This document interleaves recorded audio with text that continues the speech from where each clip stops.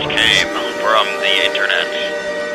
Well, it comes down to a couple of guys all trying to communicate together. An Essex County grand jury indicting 19-year-old Bloomfield man on charges that he used Twitter to orchestrate a host of gang-related crimes, including the sale of illegal firearms. They used the Twitter.com to move arms? What's going on? Yeah, Bomani Duncan now stands accused of 22 counts of robbery, gun trafficking, and other charges. Two other men, Taquan Williams and Yazin Shabazz, also indicted on related charges. Authorities allege that starting on February 18th, Duncan conspired with others to illegally sell guns in furtherance of a G-Shine set of the Blood Street Gang dispute with a rival group. You're familiar with the G-Shine?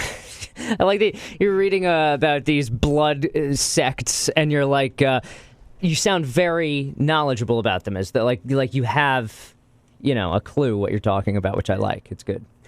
I'm a voice actor.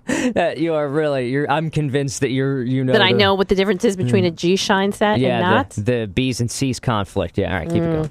Details of the current dispute not made available, but authorities in East Orange have said the feuds between the local street gangs go back for decades. A flare-up over the summer between rival bloods led to multiple shootings and even one gang killing. As a part of alleged gang activities, Duncan's and the other members of the G-Shine set allegedly met at a firing range, even for shooting practice. Wow, and all of this stuff they orchestrate on Twitter. That's people are so brazen these days. Put it out there in the open. Sherlock Holmes was the one to say hide things in plain sight. Yeah, well, you know what? That's what they're doing. People think that the internet is just this neutral, unregulated international water. It's like you go on people's like a famous person's Instagram or whatever, and amongst the 1,800 comments, you'll see a dozen that are like, "You need weed, pills? You got that lean? We got it. Come get it at wild low prices." Like they're advertising like this is like, it's like you realize that if customers can see this, so can the cops, right? Law enforcement are familiar. Cops don't have Twitter. Yeah, that's the beauty of it. It's like, you really don't think that the police are watching what you're doing on Instagram? Okay.